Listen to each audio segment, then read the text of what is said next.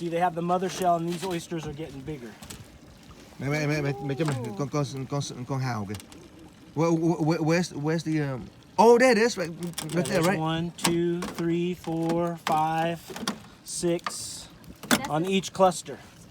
There's a little piece of mother shell, and those oysters, those little baby ones, are growing bigger and bigger. That's the baby one, right? Yeah. This 1, is 2, the 3, they 4. Eat, right? This is the oyster.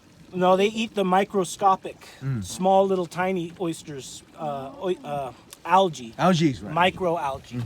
This is macroalgae, or big. Right, big. Big ones.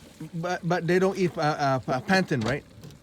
Well, yeah, little micro. They'll eat some small planktons, but it's kind of by accident, I think. By accident, okay. Right. You don't mark where you put the. Well, these markers right here, this is a big bed. We're in the middle of a big bed of all those lines, 100-foot lines. Wow. Big beds all the way out to those markers. Wow. So this might be a 10-acre parcel. Wow. And they're all lined up like that with thousands of oysters. Nice. Okay. But now, boats cannot come here, or they can. Well, they can, but they don't want to get tangled up. Right. Yeah. You would think they would have buoys here too. Well, mostly it's just the markers. They know to stay out of in between the markers. Em ngồi đi, em ngồi cái ghế của anh.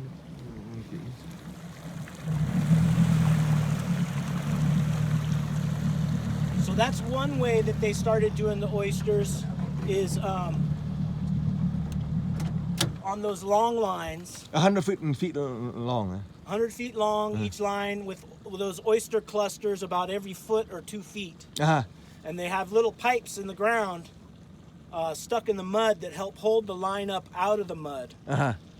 Probably about a foot or so above the mud flat. So they used to do a dredge where they just threw all the oysters on the bottom. On the shells, they just threw them on the bottom, but then the stuff that was on the bottom didn't grow, and only the stuff on top grew. And then they also didn't like the dredge because when they came through, it's just like a big vacuum that sucked up everything, and it disturbed the eelgrass. The eelgrass, okay. Yeah, and so the eelgrass is an important species of plant for the ecosystem here. Okay, got it. And how come they don't grow it like a vertical? This is a shallow bay. Okay. It's very shallow. So this is I'll show you some other stuff at the end of the tour where we go to the nursery where they grow stuff on floats, because it'll never dry out because it's in a deeper water. Even with the 10-foot tide, it doesn't dry out. How shallow is this? Well, I mean, like I said, that side will be dry on the low tide, and you'll be able to see everything. And there'll just be a channel right here that might be 20 feet deep. 20 feet deep. Something like that. It just depends on how far up you go. Some channels are shallower than others. But there's no dredging on this side. They don't keep the channels deep. It's just natural channel.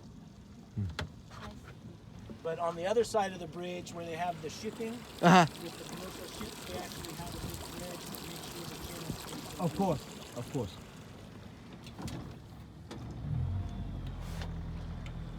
Beautiful. I love it here. And so during this, is this your typical summer day?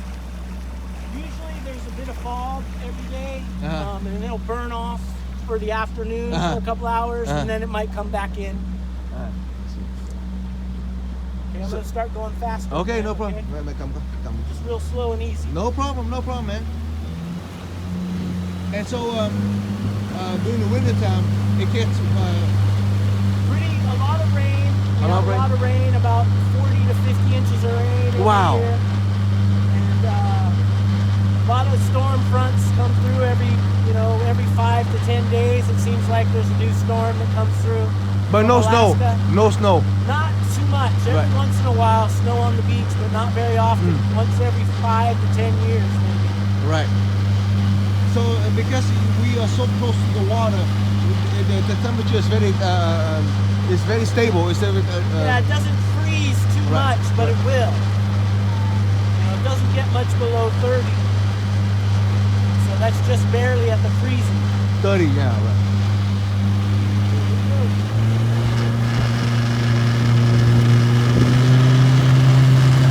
That's right. Big butt. Woo!